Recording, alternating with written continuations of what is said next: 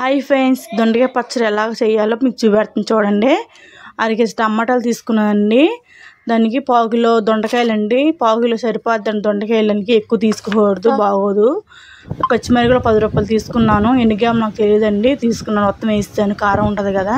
అది ముక్కలని కట్ చేసుకున్నాను. కట్ చేసుకున్నాక నేను పెనం పెట్టేసుకున్నాను, ఆయిల్ పోసేసుకున్నాను.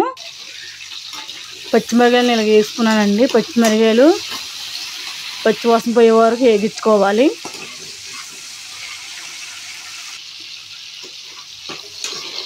అయిపోయిందండి వేగడం, సరిపోద్దండి. ఇలాగా పక్క తీసేసుకుందాము.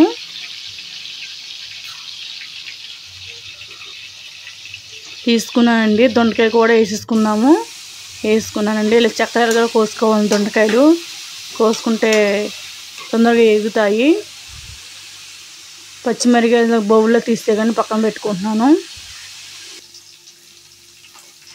కొద్దిగా దొండకాయలో నూనె ఎక్కువ ఉండాలండి. నూనె ఆయిల్ తగిలితే తొందరగా పసరవాసన రాదు. దొండకాయలు పసరవాసన వస్తాయి.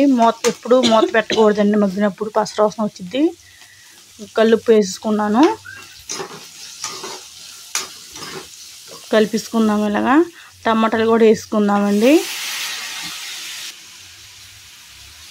టమాటాలు కూడా దొండకాయ బాగా మగ్గుతాయి తొందరగాను. కలిపేసుకుందామండి. కలిపేసుకున్నాక అయిపోయిందండి. మిక్సీ చల్లారాక మిక్సీ పెట్టేసుకుందాము.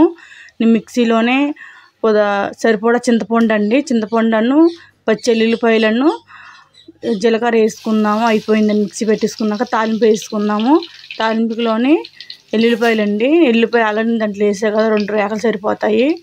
మళ్ళీ తాలింపులోని ఆవాలు, జీలకర్ర, పచ్చిమిరపకాయ వేసుకున్నానండి. ఎండుమిర్చి కూడా వేసుకున్నాను. ఎండుమిర్చి, కరివేపాకు కూడా వేసుకున్నాను. వేగిపోయిందండి. పచ్చడిని కొద్దిగా ఇలాగ వేసుకోవాలి. దీంట్లో వేసుకుంటే కలిసిద్దండి. అయిపోయిందండి. బౌల్లో తీసుకుందాము. దొండకాయ పచ్చడి ఇలా ట్రై చేస్తే సూపర్ ఉంటుందండి. బాగా కుదిరిద్ది. టేస్ట్ సూపర్ ఉంటుందండి. బాయ్ అండి.